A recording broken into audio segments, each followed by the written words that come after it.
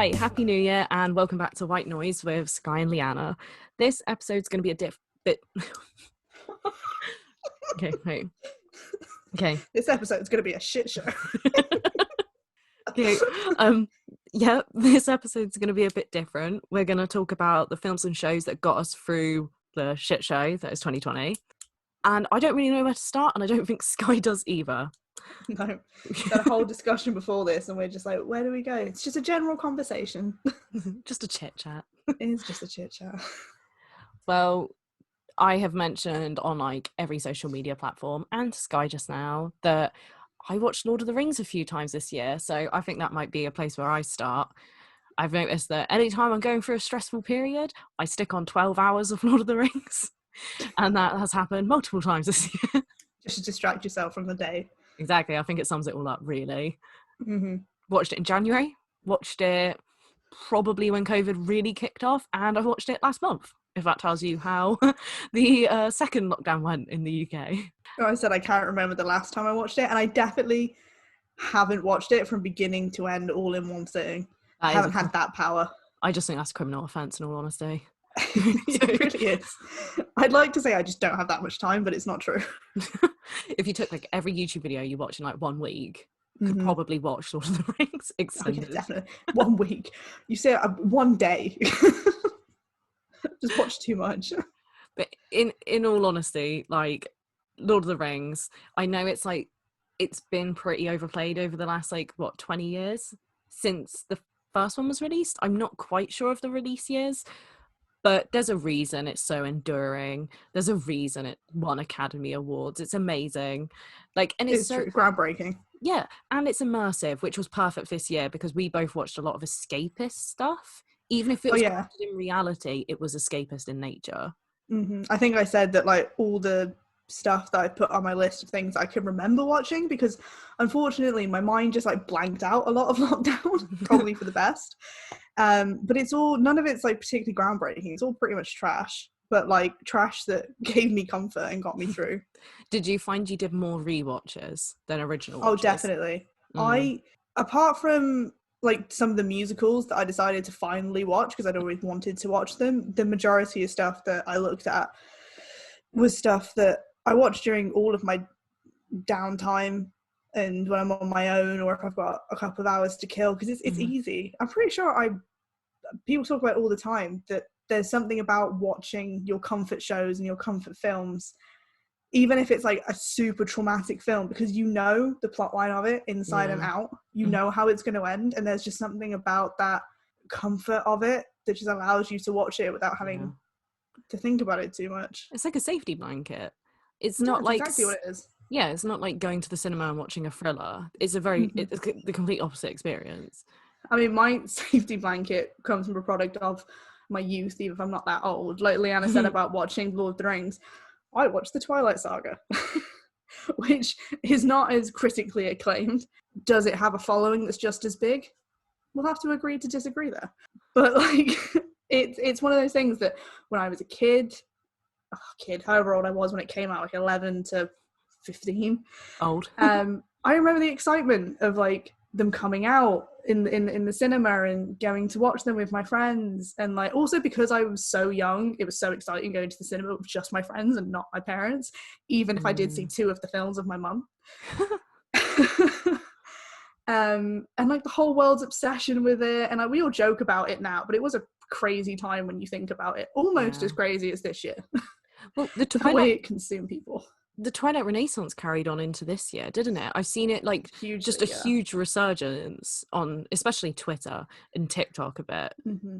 It's because we now live in an age of cringe. We just do. Not that that's a good or a bad thing, but back then you were either a super mega twihard and you deleted it out to the world, or you hid it from people. Yes. Whereas now people are yeah, I watched it, I enjoyed it, don't care. I don't know if that's just from growing up, but it's just people don't, I don't think, even if they still shit on it now, I'll shit on it because there obviously are so much problematic with it. Some of the way the ones that they were filmed, not the first one, because the first one is just an indie classic. But it's just funny to watch them now because there's no hate. there's no hate watching them. There's genuine joy. Yeah, and also we can look back on it with like an analytical lens now. You know, you can be like, Definitely. you can look back on it and be like, the first one's good, and then instead of people being like, no, they're all bad, you're like, actually, did you know that Catherine Hardwicke, a woman, directed the first, and she got booted out by men for the rest of the films, and you can just That's defend such a it. big thing, though. Yeah, that's a big thing. I Yeah. think, like, was it recently that those interviews happened? Maybe where Catherine Hardwicke happened? That might have helped this recent resurgence. Possibly. I remember watching, so when I watched them, because I was that kid who bleated it out to the world, like I think Lyanna remembers, I used to have a bright yellow bag that said, I read books about teenage vampires, deal with it. I was that kid. Amazing. And so I watched pretty much all of the films when they came out on DVD with commentary as well.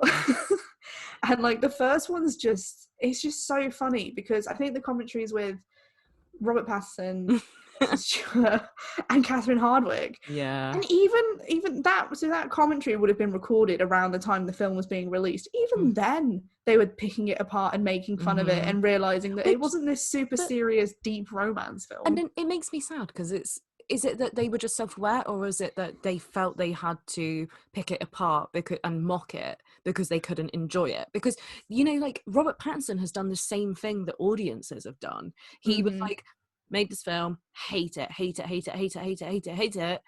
love it. He's like reclaimed it again. Like he was, for so long, he was like, fuck his film, it ruined my life. Not that extreme, you know. He obviously, I think, insane, and now he's like, well, it got me where I am. I think it was just a case of, because like they were so young when they did it. Yeah. And yeah, it was during an age when like they, like both of the actors like were getting big because of this film. And then can you imagine doing something that you were genuinely proud of? Yeah. And then most of the critique you get, even from people that claim to like it, were telling you that your acting is so bad. It's sad. The storyline is so bad, but you're putting your all into it. Like, yeah, just because you put your all into something doesn't mean it's going to be necessarily groundbreaking.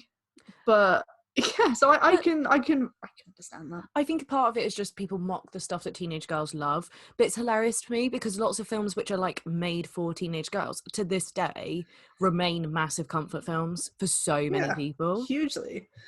I'll put Angus Thongs and Perfect Snoggy in that category. Yeah. It's such a stupid film, but like it's hilarious. Yeah, of course.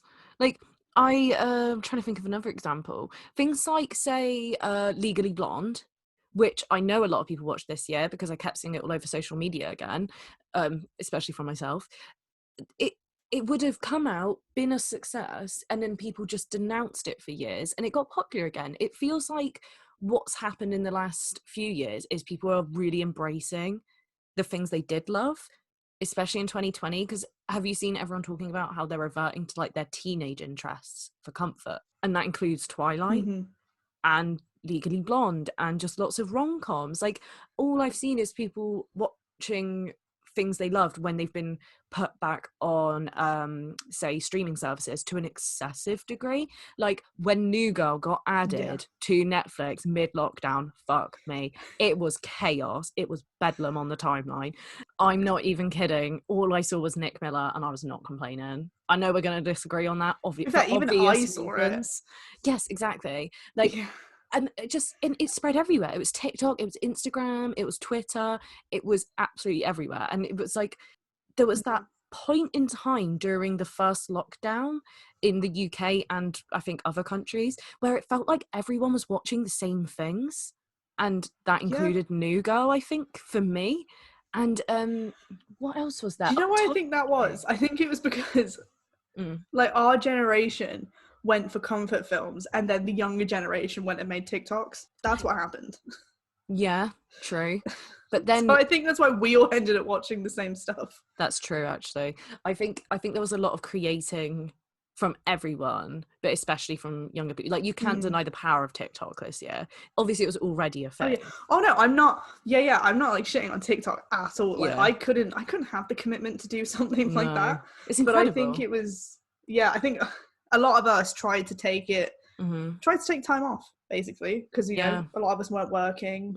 We didn't have school or university or whatever, so we tried to make the best of it. Unlike second lockdown, where we all just hated life, gave up.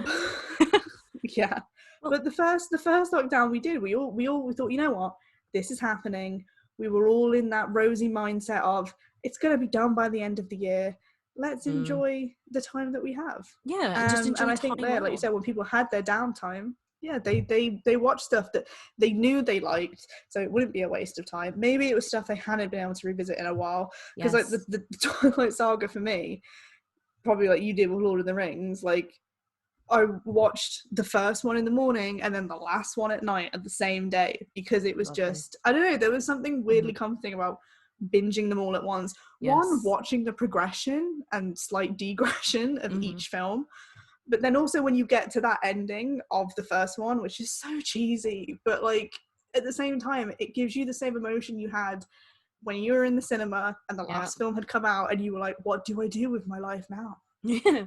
Well, it's just so like passionate, isn't it? I think a lot of Mm-hmm. people were missing that during lockdown as well. That's why everyone was watching like romances and shit, because they weren't getting that connection and that intensity. So like, Mm-hmm. yeah, Both like you say, physical and mental connection. exactly. So that's why, yeah, like you say, you were watching Twilight. I was watching New Girl. I watched a lot of romance this year, which will be no surprise to a lot of Mm-hmm. people. Like, I don't know about you, but romance has been a staple of 2020. With me, romance has always been a staple. I'm Yeah. a huge romantic and I always Mm. have been.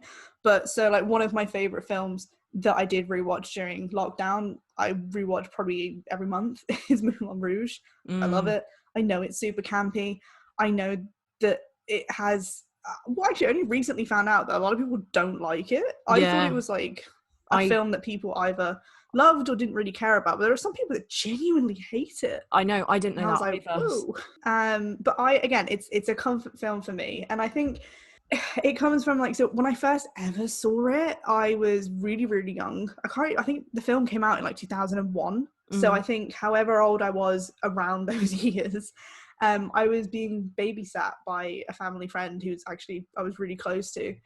And I'd had like a nightmare or something, so I came out and sat in the living room with her, and she was watching it, and it was Nicole Kidman's scene on the trapeze, Yeah. and then even back then, my little gay brain was just like, "Wow, this is amazing." Nicole Kidman. Um, but then for years, because I didn't know what because she then I got sent back to bed like at the end of the song, and for years I couldn't figure out. I didn't know what the film was. Mm. I don't know why I didn't think about asking the girl that was babysitting me, but and then I think maybe when I was in secondary school, it was on TV one day, and I was like, "Oh my god, this is it! This is the film!"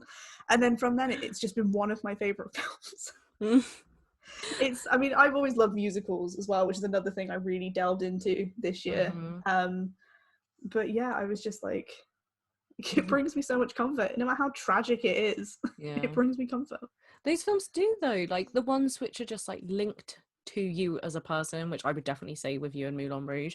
Like it Mm-hmm. doesn't matter what genre they are, they'll just bring you comfort. It could be like the darkest horror film in the world, but if it's you, Mm-hmm. you just love it every single time. I I I find it funny hearing you say like you randomly saw a bit from the film and then you rediscovered it years later. That's the exact same thing that happened to me with Akira. I remember I just had this memory for years and years of some random film. When I was a kid, I didn't know what anime was. I'm just thinking animated thing. Didn't remember it Mm-hmm. being in Japanese. All I remembered was the visual, and it was the bit in Akira when Kei, the girl, gets her shirt ripped off, and I was like traumatized by this one scene because even that young, I didn't know what like that kind of stuff was. Like it was just horrifying. That's all I remembered. It was stuck in my brain, but I remember loving the colors, even though what I was seeing was like grotesque. And then years later on Tumblr, I see like a gift set from Akira. I'm like, that looks familiar. Went to HMV, buy the DVD, because like they used to have that puny little anime section. And I just saw this cover. I was like, that's that fucking film from Tumblr. Watched it, saw the scene that I had been remembering for years, and it was like just like a switch went off. I was like, this is amazing. It's weird. It just connects. It connects that Yes, memory and then that film. Because exactly. like I have so many comfort memories with that film anyway, Hmm. but then it also reminds me of that moment where I first saw it, and just the ridiculousness of it stuck with me for so long for some Yeah, reason. but then it's kind of gorgeous, isn't it? Like having a scene stick with you when you didn't even know what the film was. Hmm. I think there's something to be said for that. But then on the opposite side of it, another one of my comfort films is Rocky Horror. If you can't tell Mm. already, I love musicals, just do. But I didn't watch Rocky Horror until I was about 14. Mm-hmm. And I was trying to think the other day, I was like, why didn't I watch it sooner? Because my parents have always loved it. I'm pretty sure they would have mentioned it at some point. I would have heard the soundtrack. And then I remembered why. It was because me and my dad were watching Glee. Mm-hmm. And the Rocky Horror Glee episode came on. And I was like listening to the music in it. And I was like, oh my God, this is kind of cool. And the storyline, the very briefness they talked about the storyline of it, because let's be honest, Rocky Horror has no exact linear storyline. And my dad just turned to me and he was like, you've seen this, right? I was like, no. Mm-hmm. And then he showed me, and again, it was another film that was just like, take off from there. Mm-hmm. I did the exact same thing, watched after Glee. Mm-hmm. And it's a weird experience watching it that way round. And yeah, I never remember it as like, I think of Glee when I watch it, which is weird. I do with like Touch Me, just because that's so iconic in the Glee episode. True. I think maybe because I hadn't really properly seen that. We just happened to have watched that episode. Mm-hmm. Actually, speaking of Glee's another thing. Just about to say, I of stuff. So I had only ever seen, I think maybe the first season when it first came out on TV. You know, during a time where streaming wasn't a thing. And then it went on Netflix for ages. I tried to watch it. But it was just like, I think maybe because I was past that era of finding it a comfort thing. Yeah. Because it had already been out for so long, and all my knowledge came from people taking the piss out of it. And I would basically get to that like Acapellas episode and I couldn't do it anymore. But then I decided to push past it during lockdown because I had so much time on my hand. And yeah, I ended up liking it, which is a big surprise because again, I love musicals. I love campy stuff. It was so hilarious to me to hear that you hadn't watched it before. Not fully, because it's so you. I think it just came from the fact that because it wasn't just on demand for me to watch when I was younger. I had to have watched it on TV. True. And I think we had the same discussion before when I told you about so I'm like rewatching Heroes right now. Yes. And when I was younger, the reason I never got to finish it is because I watched it when it first came out. I got grounded 1 week, wasn't allowed to watch it, missed that episode, and then I couldn't continue because there was nowhere for me to catch up with it. I remember the days of weekly TV. So I think it was the same thing with Glee. I watched the first season when it came out, and then after that I just kind of forgot about it until I think I started getting into the world of social media more, and you know, it's one of those things that just lives there. Yes, it's like Glee lingers. That's the best way I could describe it, in that you don't see these die-hard stans. Like, you do if you look, but they're not everywhere, like, you know, Ariana Grande ones are. But what you do find the odd thread on Twitter from like a stan account that blows up. You know, like most out-of-pocket Glee moments, and they just make you cry. Like, they're so funny. The most ridiculous show I've ever watched. And it's one of those things that I don't know if they did it intentionally. I imagine they would have done, because obviously they would have had to have gained an audience, but it does get more ridiculous as it goes on. And I think we discussed one time the final season, and I was just sending you snaps, and I was like, what is going on? It's so ridiculous. This is no semblance to reality at all anymore. But that was great for lockdown, because the world no longer had a semblance to reality. We were all stuck in this point in time. And it was almost like the perfect show to watch for it. Yeah, there's this... how would I explain it? It's almost like, it's not like a screwball comedy. It's like Glee almost feels weirdly fucking surreal in the first season in particular. It's like it exists in its own world, that you've got these characters in this space and nothing outside that town exists. It's like a musical. It is like a musical in its setting, and like that, there's something so comforting about that, and it kind of loses that later on. Yeah, it does. You fully accept what's happening in it, and you don't question it, because like you said, it's happening in the context of a musical. It's like, as it goes further on, it is just like that. And like I found like the first 2 seasons were so comforting during lockdown, and then when I got to like the beginning of season 3, I was like, nah, because it didn't have that anymore. That's when it starts to like its scale. Yeah, just don't push back. Don't watch the last season. No way, never. It's mental. It's mental. Like, to anyone who has watched it, the only one I can the scene in my head that's sticking out right now is like the Sue Saw scene in the elevator. I was like, what? I was in tears when you sent me that Snapchat. Is happening? I was like, what the... Although it's so funny watching it now, because at the time obviously I didn't know who Ryan Murphy was or Oh anyone who God. was involved in it, but now It makes I sense, yeah. do. I'm like, I used to think, like, if when I was watching American Horror Story, I'd be like, I can't believe the same guy that did Glee did American Horror Story, and then I watched Glee and I'm like, oh wait, actually It's just the camp, isn't it? they are quite similar. Yeah. What kills me is that, like, despite how much free time I had this year and how many films and shows I got free, I didn't rewatch American Horror Story. No, neither do I. I'm actually rewatching it now. Kind Ooh. of.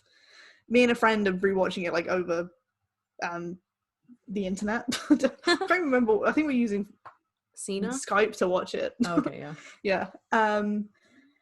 But even we're watching it, we're kind of like, maybe we should just skip to the episodes that we want to watch. Do you think that was a particular point in time, like, Mm-hmm. more than other stuff? Because things like New Girl and Glee I've been able to rewatch and enjoy, but rewatching American Horror Story, painful, genuinely painful. Yeah, it is. It's being more self-aware of it now, and Yes. there's just, I think the first season is probably the easiest to watch because, well, I say the easiest, I know obviously some horrible stuff happens in it, but because there weren't, like, standard tropes, there wasn't repeated trauma that happens in all the seasons, it was kind of forgivable to an extent. And then when you watch the rest of them and you realize that they're all basically the same, they all have nearly the same trauma, it's too much. It becomes so excessive, doesn't it? Yeah. And just gross. I would like to say I watched more campy stuff this year, but it really was just like, a lot of romance, and, like I'd said to you earlier, a lot of world cinema. And, like, the fusion of those was In the Mood for Love, and I won't shut up about that fucking film. And I have never been as angry as when a few months ago my sister was like, oh, you're always posting about In the Mood for Love. And I just said to her, yeah, I think it's my favourite film now. And she was like, oh yeah, I watched it in first year of uni and I thought it was okay. I'm like, but you never told me about this fucking film. Like, I could have watched this film years ago and you never fucking told me. She was like, So you have to think about, maybe it came to you at the right time. Oh, it 100% did, because I'm there pining during lockdown. That became a thing, didn't it? Everyone's tweeting about pining. Right. And I'm just like lying there one night, oh, what should I watch? Oh, I'll finally watch this. Tears, man. Tears at like 2 a.m. And I've said to you, I can't go bed late. I'm not an early sleeper, but I'm not the kind of person who's like, oh, 3 a.m. When I was seeing people tweet about their, like, lockdown sleep schedules, I was horrified. I need some routine in my life. So for me to, like, go to sleep at 2 a.m. was, like, insane to me. I was like, oh, this is naughty. And I think that kind of helped. Like, the quiet of the night with my earphones in, watching it. It was just like this little cushioned world for me, you know, away from the rest of the world. That whilst the feeling of isolation during lockdown was quite horrible, there were times, like you said, when you were just in your room with your headphones on, with your laptop on, and you were watching something and you just felt so cut off from the world, but not in a lonely way. Like, you were with all the characters you knew, characters that you love, with a storyline you knew like the back of your hand. Was there any highlight you had? Like, any viewing experience which you felt was improved by that? I don't know. There's definitely stuff that I think maybe I wouldn't have felt the same way if I wasn't completely cut off from the world. Like I mentioned to you before, there's this film I came across on Netflix that I don't know if it has a following. I don't know how big it is. I've just never heard of it before. And it was an Australian film called Holding the Man.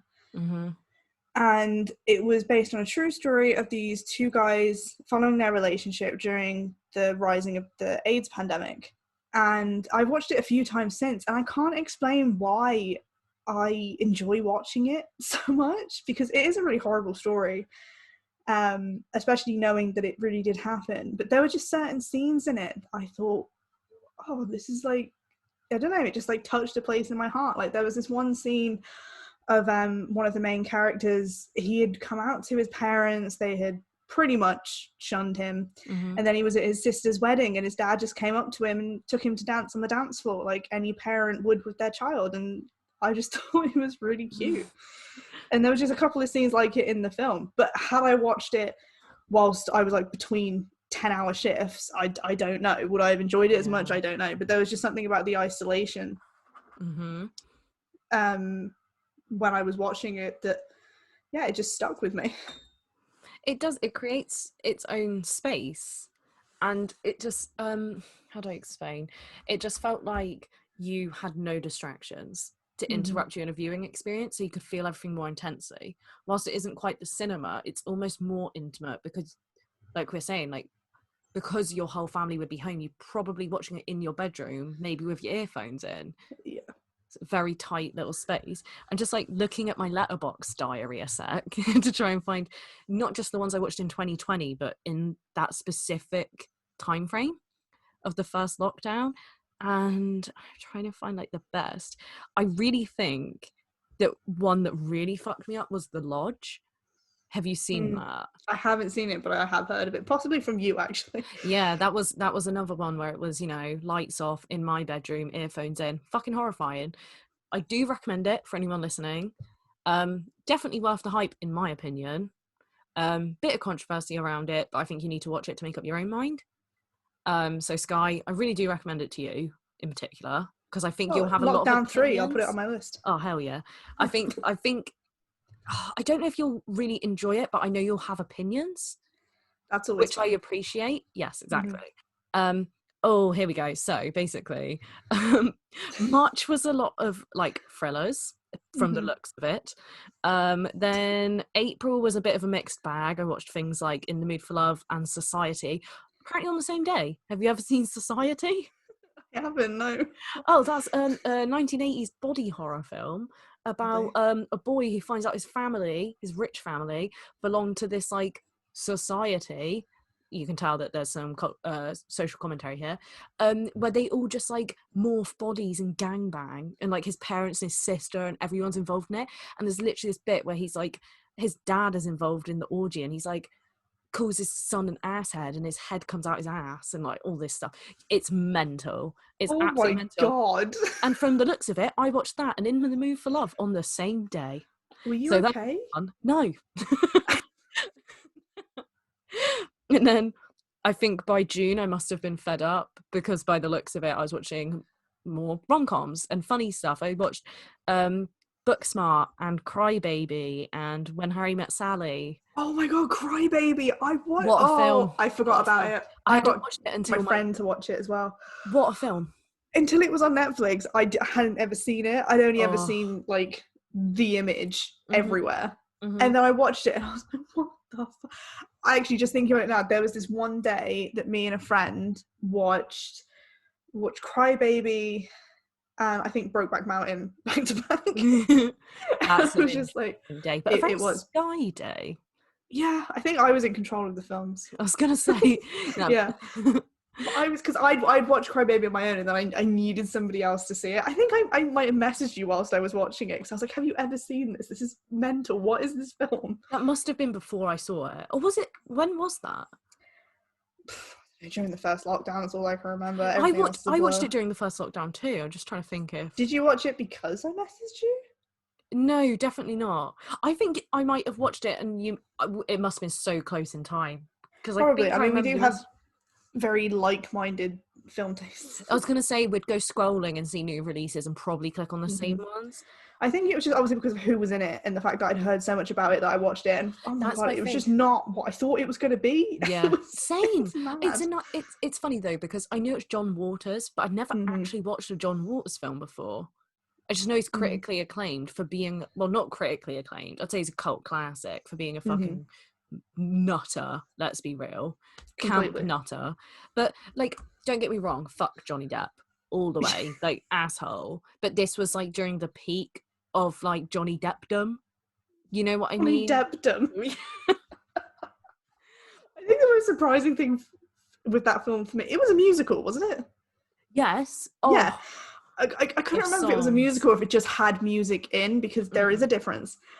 And I think I was watching it and again I was just like, oh my god, how have I never heard of this? How have I never, well obviously I'd heard of it, but like how have I never heard about what it was? How did my parents never tell me to watch it considering they got me to watch crap? It's something I could imagine you and me having loved in college. Yeah, this is why I think I messaged you because I was like, how have we not watched this? I know. We need, seriously, when this shit is over, if it's ever over, we need to get pissed and watch Crybaby. We really do. I'm down. I'm Oh due a yeah. rewatch. I need The to watch it for the songs, third time. what I loved is it's a musical where like the songs, they're catchy but they're not stupidly, I don't No, know they're how to not. They describe. can't be, because I've seen it twice now and I actually can't remember any of the songs in it. Yeah. I I remember the one where she's like stood on the car singing to him in jail. And the standout scene Oh, for me was when yeah. she's like, "Cry baby," and he's like, "My parents in the electric chair." No, no, no, the alphabet killer, but he couldn't spell some shit like that. And he like rips open his t-shirt, and there's like, I think the first time I watched that film was the best. yeah, Like, same. because I couldn't tell, because I literally knew nothing about the film. I was like, I Hmm. can't tell if this is meant to be serious or not. Mm. And I think it just teetered that line of like, this is so funny, but like, am I laughing because it's actually funny, or am I laughing because is this meant to be serious? Am I Well, meant to be taking this seriously? well, like, have you ever seen John Waters? I don't think, no, You I take don't think one so. look at John Waters, and you know that film is not be taken seriously. I mean, I think I got to a point in the film when I knew, but there was just Yeah, certain parts, and also because the era it came out, I was just like, brilliant. this could have been meant to have been a serious film. I love that it's released in 1990, so it's like that Yeah. sweet spot. You know, like 1989 to 1991, those films are just like Yeah. perfect. Oh man, I seriously, I think the cheesy films that I watched this year were my favorites. Like, I also watched Cruel Intentions for the first time. Mm-hmm. What the fuck is that film? Have you ever seen it? I have, yeah. Jesus Christ! No one told me it was incest. No one. Everyone's like, You've Sarah seen Michelle. it. Everyone's like, Sarah Michelle Gellar looks so hot in it. I'm like, yeah, I'll watch. And then it's like her and her stepbrother seducing each other. I was Yep. horrified, Mm-hmm. Mm-hmm. to say the least. Yeah. But I have watched it 2 or 3 times this year, so obviously I enjoy it. Oh wow, I think I've only actually seen it once, I and that was a suggest while a ago. rewatch. Okay. Should we add that? We'll watch Cruel Intentions and Crybaby back to back on the same time. Yes, just these like cheesy 90s films, man. You can't top Mm-hmm. them. Not I said Cruel Intentions. Miss Congeniality. I watched for the Yep. first time recently. Fucking banger. What a film. I was watching it with my sister and she goes to me, Lyanna, I know you want that. She's like, the makeover, the sassy man in your life. And I was like, oh my God. It could happen. Manifesting for 2021. I am, yes, exactly. We're looking Mm-hmm. ahead. We're eyes on the prize. Become an I think FBI agent and join a beauty pageant. you mentioning like just watching like rom-coms and basically stuff that's just easy to consume. Yeah. I really started watching K-dramas again during lockdown. Fuck yeah. Oh, the obsession began again. Like we've spoken about before, like me and Lyanna both had a K-drama obsession when we were younger. And I think it just came back because again, when we were in school, because it was so long ago, there wasn't like streaming services that you could watch this kind of stuff. So you had to find it like on the dark web. Not quite, but you get my drift. So it was just difficult to watch, and I started watching stuff then, and then when I started watching more stuff on Netflix, and I realized they had a whole section for it. Mhm. And better yet, it was the stuff that I had watched when I was a teenager. I Yeah. was like, oh my God, this So is great. fun. Just consumed hours upon hours of it. Which did you watch? So one of the ones. So I rewatched Pinocchio because that was the first one you ever told me to watch. Oh my God. Just quickly, before you move on to the rest of the list, my sister had never seen the whole thing. We watched one episode together. She's like, "Is what?" And like, I could see the cogs turning. She's like, "I've not seen this." I said to Holly, for context, my sister is hugely into K-pop and just like K-dramas and all that jazz. She's dipping her toe back in, by which I mean her whole leg. And So just cannonballing in. Yeah, she pretty much is. You know, she tried to push that shit down for years. It came back, but she didn't try that hard. But basically, we were watching the first episode as she's noticing things like, I remember this, I remember that. I'm like, because you've watched it. She was in denial, but she was so absorbed. It's like she'd never seen it. And it's so, like, as you'll know, it is such an iconic storyline. It really is. It's so, and although it's cheesy, that first episode is fucking traumatic. The thing is, though, we've had this discussion before. There's just something about K-dramas where they just get away with so much. Yeah. It's almost I'm kind of like the same way we were talking about Glee for like the first few seasons, how it got away with doing so much stuff that was just outside the world of reality because it made sense inside itself. Yes, it had It's its the own same. universal rules. Yeah. Yeah, it's the same with K-dramas. They do crazy stuff. Like, for anybody who hasn't seen it, which I actually possibly imagine is a lot of people, Pinocchio has like such a crazy storyline, and like one of the things isn't even the main storyline, but there's this disease that exists within this universe called the Pinocchio disease, which is that you hiccup if you lie. And it sounds ridiculous, but it works so well. And it's fundamental to the storyline. Like it's a plot. Hugely. It's Yeah. a plot tool, isn't it? But it's only part of it. Yeah. Oh my god, it's fucking brilliant. So there was that one for me because I saw it on there and then it started the rest of it. There's one that I watched a few times and it's like the whole he's holding the man situation. I can't say why I liked it so much, but I watched I think it has a few titles. It's either called He's So Beautiful or You're Beautiful. Mm-hmm. And it actually stars the same girl who's in Pinocchio. I forgot to tell you that. Park Shin-hye, yeah. Yeah, she's in it. And again, crazy storyline. She's a nun, but she has a twin brother and she has to pretend to be him and be in a band because her brother's getting like eyelid surgery. Shut up. And obviously the hijinks that ensue. It's different to Pinocchio in the sense that I think it might be older and it's a lot more ridiculous in it. The older ones are crazy. Extremely ridiculous, like the sound effects and the animation bits that they put into it and just the storylines. I love the fact that every single K-drama ends with just this still of two people, like they're just frozen in time. But it's not even like the show ends with that. It's like every episode. Every single episode. It's just... So that's one I watched a lot. Did you ever I don't know why. Did you ever get round to It's Okay Not to Be Okay? I'm not sure. Oh, because that one like literally crossed boundaries. Like, as in people that don't watch K-dramas have been watching that one. I'm really not sure. I mean? It sounds familiar. It's about a children's writer with antisocial personality disorder. So she's like a dick. She makes kids cry and she's like a famous children's writer and she's super classy and glamorous. She owns this old like haunted house and she's obsessed with this man and his brother's autistic and she hires the autistic brother to work for her because he's obsessed with her books. And so, like, he doesn't say no. And then the brother's like, no, stop trying to steal my brother. And then she's like, you're sexy, be mine. I'm being dead serious. She's like, I like you. And he's like, go away, you're crazy. And she's like, you're sexy. Like, that is literally the storyline. I haven't seen it, but I have a feeling it's on my list. It is so like it's heartbreaking. Like it has those silly moments, like all K-dramas, but then when it's tender, it is fucking tragic. Like their chemistry is genuinely believable. I find the problem with some K-dramas, as with any show really, is the chemistry is so forced. Yeah, it really is. Yeah, they'll pick like the really popular actors or actresses of that year and force them together. Like almost like classic Hollywood era. That's what it makes me think of. Like, oh, we both work for MGM. Stick them in a classic, that kind of thing, and it just doesn't work. Whereas this one does. Highly recommend. I think it's definitely probably on my list because one thing that lockdown did for me is I don't know why, but I've had Netflix for ages, but I never used the list function. Which probably hence why I didn't watch stuff that often because obviously I would see something, think, oh yeah, I'll watch that. Didn't add it to my list and then would quite obviously forget about it.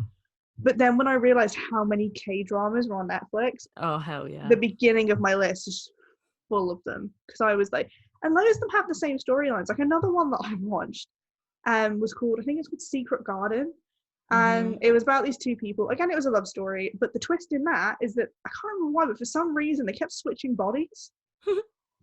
And it was just really funny. Wait, a man and a woman? Yeah. Oh my god, that sounds like your name. It was.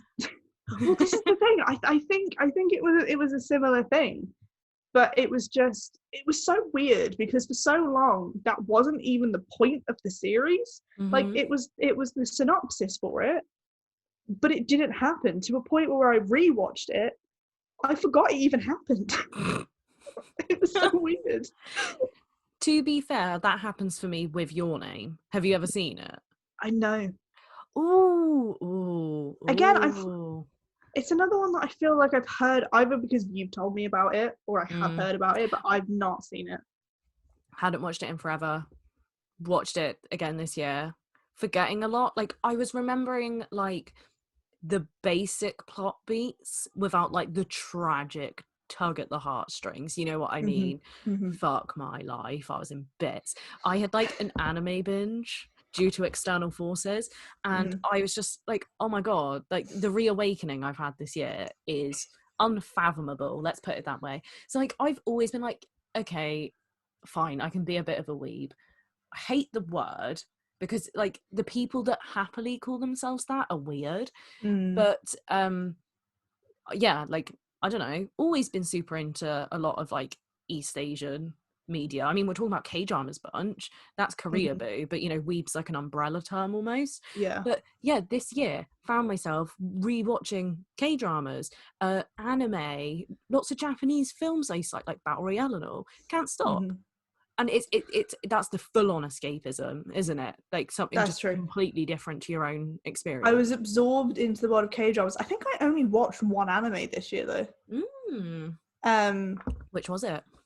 Parasite. Oh, fuck yeah. It got added to Netflix, didn't it? It did. I'm rewatching it again now. What a fucking show, though. It's just weirdly emotional.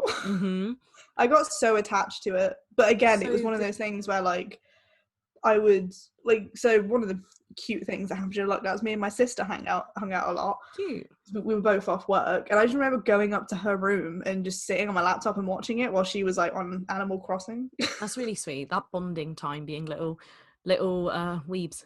Animal Crossing and anime. Pretty much. I also introduced her to Community, which was my biggest accomplishment during lockdown, because she'd never seen it, and I was like, you're gonna love it. Who doesn't love it? Obviously everybody just ignores season 6 and to an extent season 5, but she loved it, so that was fun to watch together. So I was saying to you before that it was really nice because I got her to watch it, or I got to rewatch it, and rewatching it with somebody else who's enjoying it is almost like watching it for the first time again. Yes, definitely. But we watched it in time for the live table reading that we didn't even know was happening.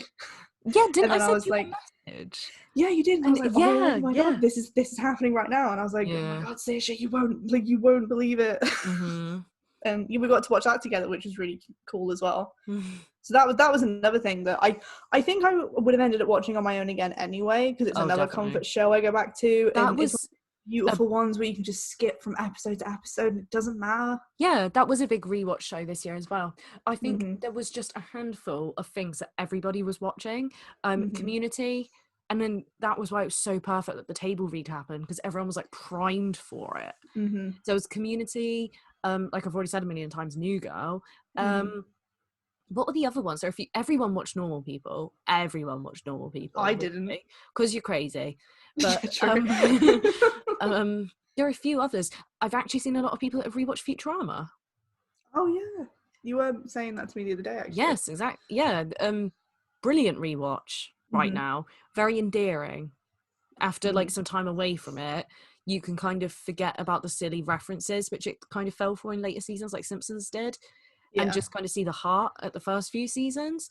That's the beauty of a rewatch. You're not thinking about those shitty later seasons. You're so absorbed in what it was. It's like, I feel like if I rewatch Game of Thrones now, I'd be fucking, like, on the floor, because do you know what I mean? You remember the later stuff, the more recent. I think the great things of rewatches as well, though, is that you don't have to watch it all.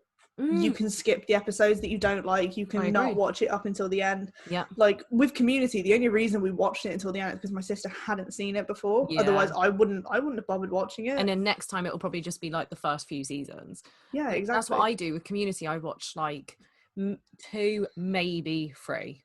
I mean, I watched like all the paintball episodes. Oh, of course. I realised the other day, when I watch New Girl, I don't watch New Girl. I watch New Girl season 2. Because that's like all the Nick and Jess. Sounds like a t-shirt.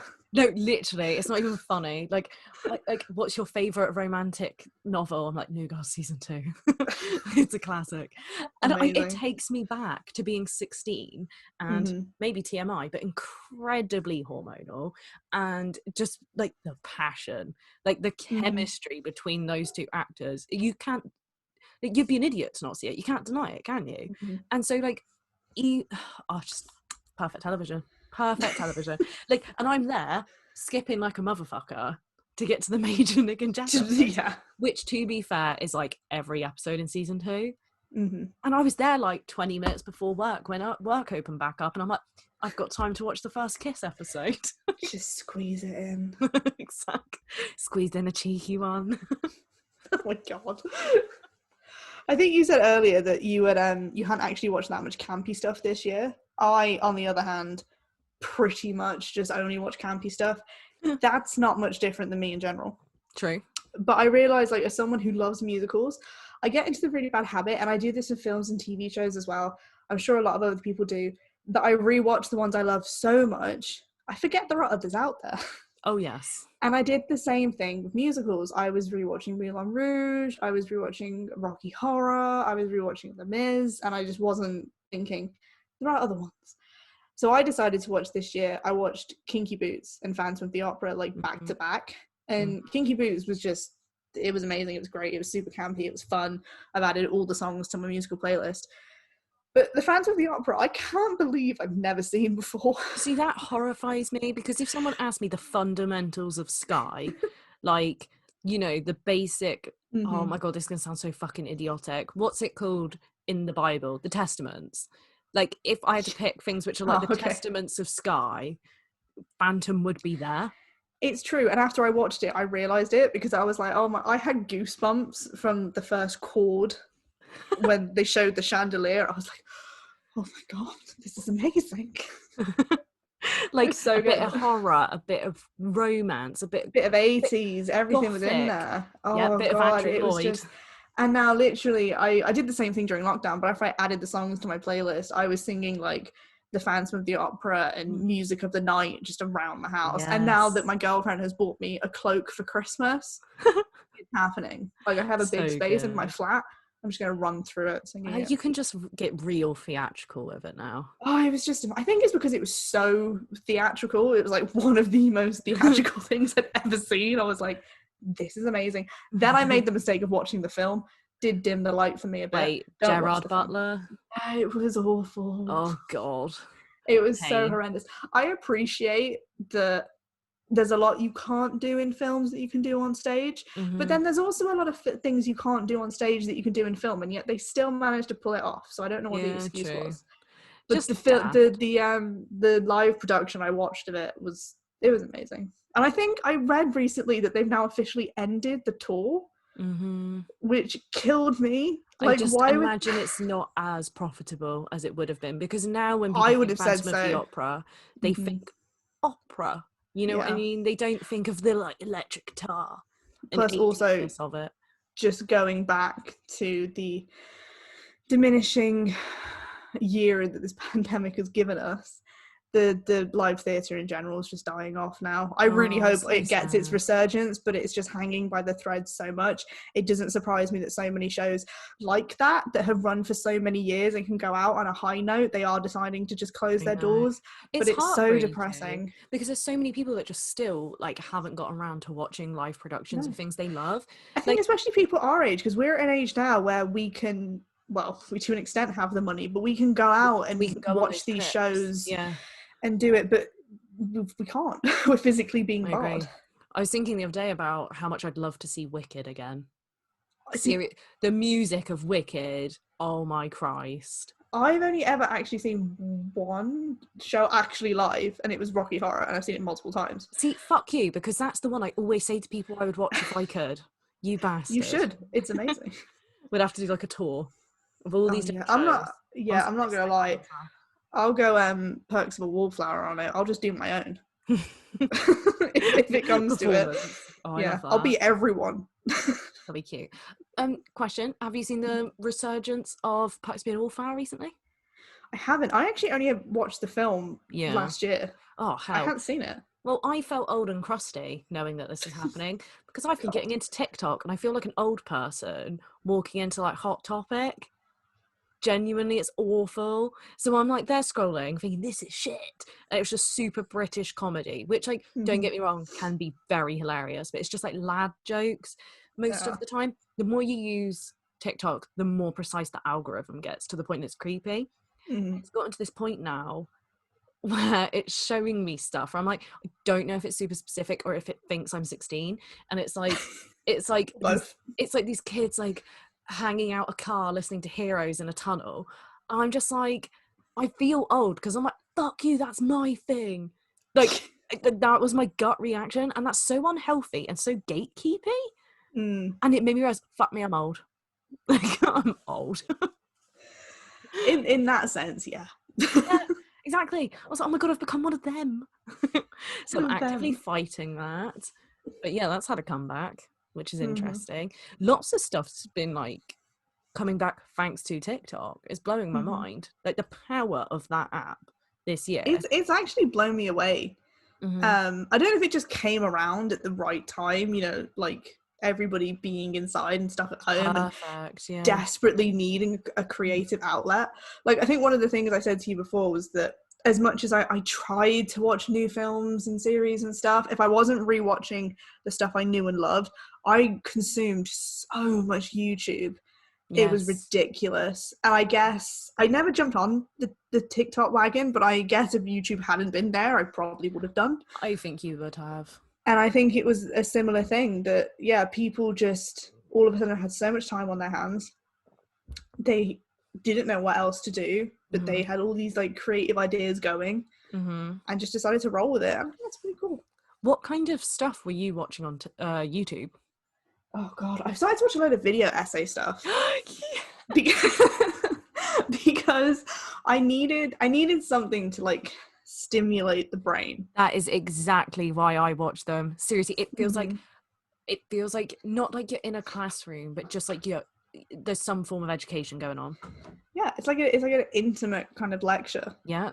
And podcasts as well, just Yeah. anything that kind of like gets your brain going, Mm-hmm. engaging your brain, because like I said, there's been a lot of watching and consuming this year. Sometimes Mm-hmm. it's nice to consume whilst also being engaged, you Oh yeah, know? because you can like, I think the thing is podcast blown up because you can be productive and also Yeah. engaging in this Yeah. media. I mean, we've already admitted that this podcast is a product of the pandemic. We Oh, wanted to do yeah. it anyway, But this kicked it but off, yeah. yeah, truthfully, I mean, I'd like to think eventually we would have done it. Would we have done it this year? No. Probably not. No.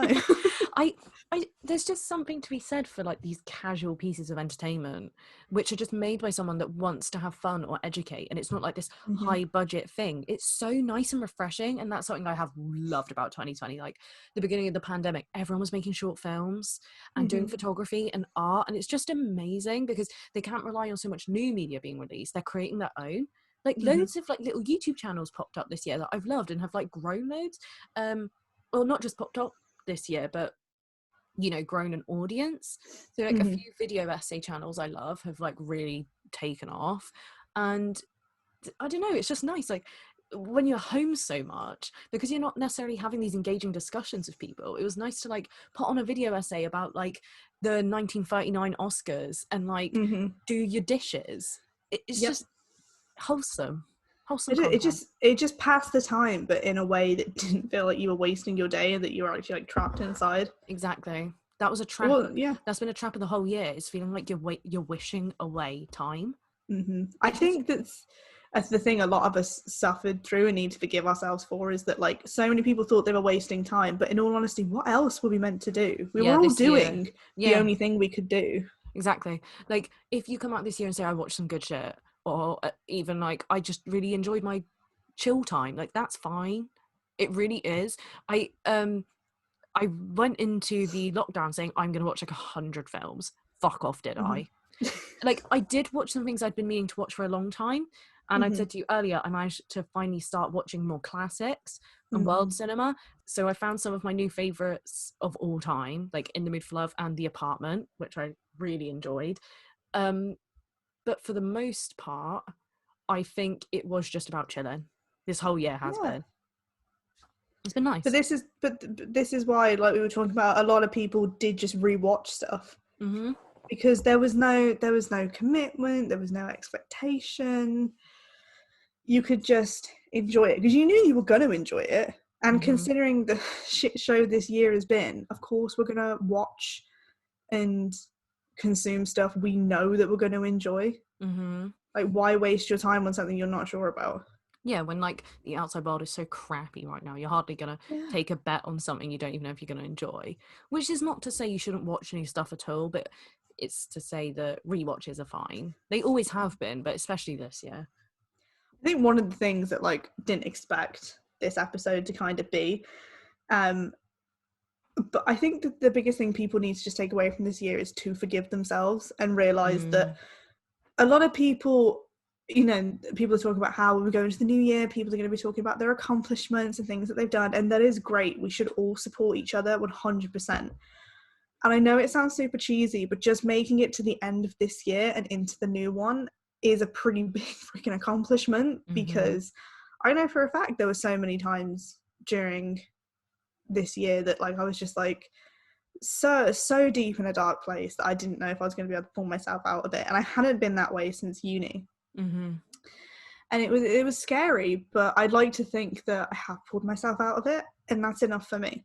And I was able to do it with these comfort shows and films and all kinds of social media, just like keeping me going. Yeah. Yeah, And like, I agree with what you're saying. Like just existing through this year has been a bit of a challenge in itself. yeah. So For some people, this year has been the either the excuse or the final kick to really get projects going or things that they already had in place. But if you're coming out of this year pretty much the same way you came into it, that's also fine. Like there's nothing wrong with that. Like, to be fair, creatively I haven't done a lot of things this year, but I've done little bits. And I think like those little bits have been enough. Like I've really started to get back into my writing. We started doing this podcast. yeah. So And lay the foundation for the future, even if it's just tiny things. exactly. And they might feel tiny now, but in the future you're gonna look back on them and think, thank fuck I did that then. Exactly. And also they feel tiny, but if you look about where you were maybe at the beginning of this year, they won't feel so tiny. No, I agree. I don't think we've even scratched the surface of all the stuff we watched this year, because how God, would no. we? It's We been can't. a crazy amount. Yeah. If anything, I could end up talking about Scream movies for ages, because we've watched them a few times this year, and they're like my ultimate comfort films. So I think that really does sum up that this year has been about comfort, about being easy on yourself. And to be honest, I think we could all take that into future years. Yeah. Just enjoy comfort stuff more. Like, this sounds like so Stop being so hard on yourself. I know this sounds so serious, but like you know, this is like the last episode of 2020, and I think every wrap-up thing of 2020 is probably going to end up a bit Sure, I think everybody's going to be feeling the same way. Yeah. And this is ironic coming from two people who will, I'll say quite happily, not happily, but will admit that we're extremely hard on ourselves. Oh god, yes. Like the amount of times we've had discussions about, like, you know, doing the age-old thing of comparing ourselves to other people that we know, people that we don't know, and just kind of forgetting that, you know what, even though, yeah, it's been a shitty year, even if it hadn't been, it is still okay to not have reached where you want to be yet. Yeah, you totally. know, there isn't, I think, again, there's, I'm sure it's been said in loads of different medias, but I think I read something ages ago that was like, it's only ever too late when you're dead. Which sounds really depressing, but it's true. There's no time limit on anything. Like I constantly refer back to the list of people, like when they got their books first published, and it was like in their 40s, their 50s, their 60s. There isn't an expiration date on things like this. Like, I think, unfortunately, I'm sure every generation has it, but I think especially our generation was raised with the idea of doing stuff young makes it better. Makes headlines constantly. And it's like, yeah, okay, it is cool when a young person is able to do this really awesome thing, but you don't need to for it to be a good thing or a groundbreaking thing. Instead of thinking you have to constantly have an output and put out this creative work, it is okay to just sit down and rewatch your favorite film. Yeah, which is all we've done.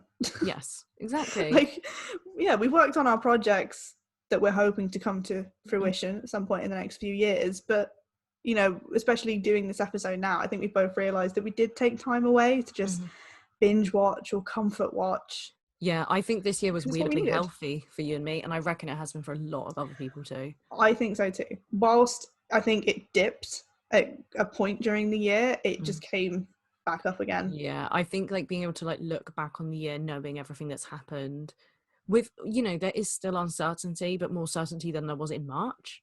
You know, like it's we know what COVID is now, and we know that, like, you know, masks are a thing and certain precautions and, you know, all that jazz. It's easier to look back and be like, yeah, it was okay to not do much this year. Definitely. Well, I feel like even though this went in a direction, more a bit of a serious direction than I thought it was going to, I think that's pretty much it. Yeah, I think it feels weird wrapping this up, knowing it's going to go up on New Year's Eve, like I to know, end and the year. It's strange because we're going to be back next month, but it is weird. I mean, technically, we've been doing this for a year now. Technically, even though we've only got 5 episodes out, we started doing this in the first lockdown. Yeah. So, like, nearly for this whole year, this has been a thing for us, which I think is kind of cool. Just feels crazy thinking about, to think about it that way.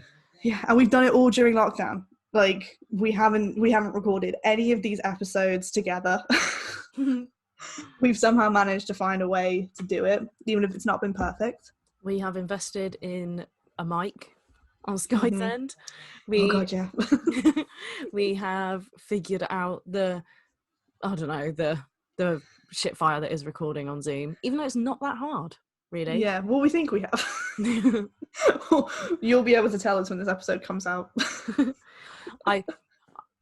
I don't know, just to end on this note, I think I'm very proud of what we've done here, and I'm just proud of